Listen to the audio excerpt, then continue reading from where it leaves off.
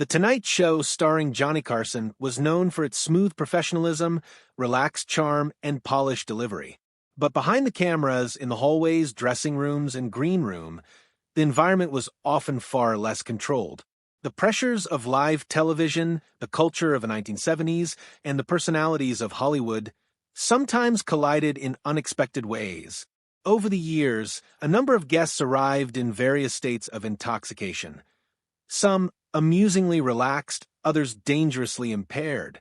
What happened on stage often looked effortless, but backstage told a different story. This is a look at how several well-known figures appeared on the show under the influence and how the production staff, crew, and Johnny Carson himself managed those unpredictable moments. The green room at The Tonight Show became a strange blend of elegance and chaos.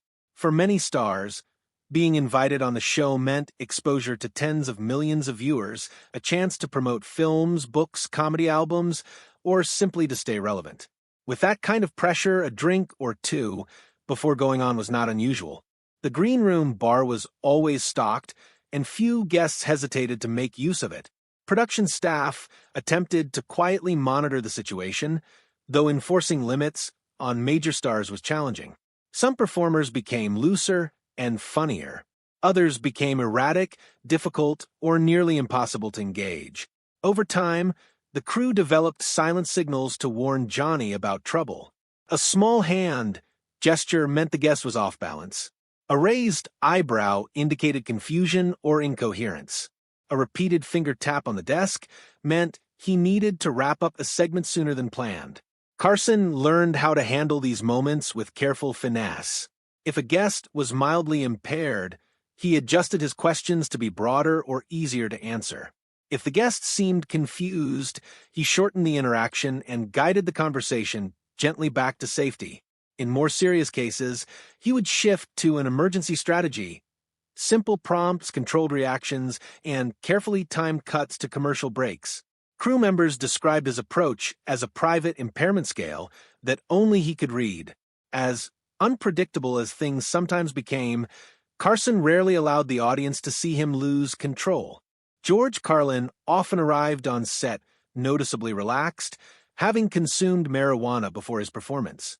He did so openly in his memoirs and interviews, explaining that cannabis helped him slow down and center himself before delivering his material. Staffers who worked with him said that although his eyes were often glazed and his demeanor mellow, he remained reliably sharp. Carlin's comedy relied on rhythm and precision, and remarkably, he maintained that timing even while under the influence. Carson adjusted accordingly by letting Carlin take longer monologues without interruption and by offering simple prompts that allowed Carlin to dive into his observational riffs. Carlin's state rarely became a problem. Though he was clearly altered, he understood his boundaries and never wandered into territory that made the show unmanageable. The crew regarded him as the rare example of a performer whose mental agility survived the haze. Richard Pryor was a different matter. Pryor's comedic genius came with volatility, and during certain periods of his life, he struggled heavily with cocaine use. His appearances reflected that struggle. One moment, he was brilliantly articulate, deeply funny, and explosively charismatic. The next, he might drift off or lose his train of thought. Producers said they could feel the entire room shift when Pryor walked into the building. They would know immediately which version of him had arrived. Carson developed a method of managing Pryor that staff later described as quiet guiding.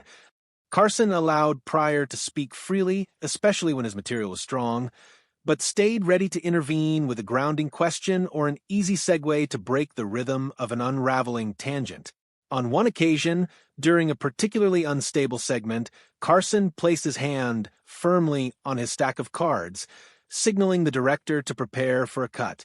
When the moment passed without incident, he resumed the interview as if nothing had happened. Pryor never publicly acknowledged these interventions, but several crew members recalled him thanking Carson backstage for having my back. Truman Capote's situation was more troubling. By the late 1970s, Capote's struggles with alcohol and prescription medication were widely known. When he arrived for one of his last Tonight Show appearances in 1980, producers immediately recognized signs of heavy impairment. His speech was slurred, his posture unstable, and his thoughts disconnected. Carson attempted to engage him with simple questions, but Capote drifted into disjointed monologues, repeated himself, and at times seemed unaware of where he was. The control room scrambled to adjust camera angles to mask the growing unease. Carson, though outwardly calm, became increasingly frustrated. When the segment ended, he confronted the talent coordinator and insisted that such a situation never be allowed again.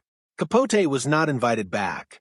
The event prompted the show to enforce tighter green room policies and increase backstage monitoring. Staff later described this moment as the line that crossed from eccentricity into genuine risk. Cheech and Chong presented a unique case. Their cannabis-infused comedy was their brand, and their appearance on The Tonight Show reflected that openly. Unlike others whose intoxication created tension, Cheech and Chong State made the show funnier. Their humor depended on rambling logic, exaggerated confusion, and laid-back personas, and they delivered exactly that on stage. Carson acted as the straight man, setting up their jokes with a mock-serious curiosity that amplified the comedy. The audience embraced it, and the crew felt little pressure as long as the pair kept things light and consistent. They were among the few guests whose altered state was both expected and welcomed, and their interviews became iconic moments of controlled chaos. Peter Fonda's most memorable visit occurred during a period when psychedelic culture heavily influenced his public identity. Staff noticed immediately that his pupils were unnaturally dilated and his manner unusually serene. During the interview, he drifted between philosophical musings about time, consciousness, and cosmic energy. Carson attempted to redirect him toward the film he was there to promote, but Fonda continued into abstractions that puzzled the audience. When he began describing time as something that folds like a blanket, Carson made the signal for a commercial break.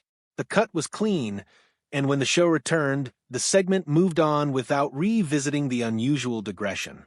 Among the crew, the incident became a legend retold for years as an example of how unpredictable the show could become without warning. Oliver Reed's appearance was one of the few that created genuine concern. Known in Britain for his heavy drinking and volatile temperament, Reed arrived on The Tonight Show in 1975 already intoxicated. His behavior escalated quickly. He slurred his words, laughed loudly at inappropriate moments, and at one point stood abruptly, adopting an aggressive stance that startled both Carson and the studio audience. Security moved closer to the stage, prepared to intervene. Carson cut the segment short without hesitation. Reed was never invited back, and the staff cited safety as the primary reason. This moment reinforced one of Carson's firmest boundaries. He would tolerate eccentricity and intoxication, but he would not allow anyone to threaten the safety or dignity of the set. Sammy Davis Jr.'s case was more ambiguous. During one of his 1974 appearances, Davis was unusually energetic, talking rapidly, sweating profusely, and bouncing between topics. Rumors circulated afterward about stimulant use, though Davis himself never confirmed anything. His performance, however, was polished. He remained entertaining and charismatic despite the intensity of his behavior. Carson matched his energy with controlled professionalism, giving Davis room to perform while gently steering the conversation. Whatever the backstage whispers, Davis delivered a strong appearance, and the audience never saw anything that indicated a problem. Within the culture of the time, this became one more example of how The Tonight Show navigated a world in which boundaries between personal struggle and public performance were frequently blurred. Carson's responses to these situations reflected his values. He believed strongly in protecting the show's integrity, but he also cared about preserving the dignity of his guests. If a performer was merely relaxed or mildly impaired, Carson used his skill to support them and maintain the illusion of a smooth, effortless conversation. If a performer became incoherent or aggressive, he intervened quickly, ending the segment or redirecting the flow. His goal was to maintain professionalism without humiliating anyone. This balance allowed the show to remain both entertaining and humane, even when unpredictable circumstances threatened to push it off the rails. The era shaped much of this dynamic. In the 1970s, substance use was prevalent in entertainment culture, and there was far less oversight than there is today. The absence of social media meant that any embarrassing moment lived only in viewers' memories or in the recollections of the crew. There weren't millions of clips circulating online within hours. Carson had the power to let a bad moment vanish quietly. A guest could falter one night and return weeks later without the internet immortalizing their lowest point. These stories reveal more than just anecdotes about famous people behaving unpredictably. They show how live television depends on trust, improvisation, and human judgment. Carson never lost control of the set because he learned how to absorb the unexpected without letting embarrassment become the defining factor. For the crew, these nights were stressful, unpredictable, and sometimes frightening. For the audience, they appeared seamless, as though every moment were part of a carefully composed routine. The Tonight Show remains celebrated for its polish and professionalism, but part of that legacy was built on the skill of navigating chaos just outside the camera frame. The stories of these guests demonstrate how thin the line was between smooth entertainment and unpredictable disaster, and how Johnny Carson became a master at walking that line night after night.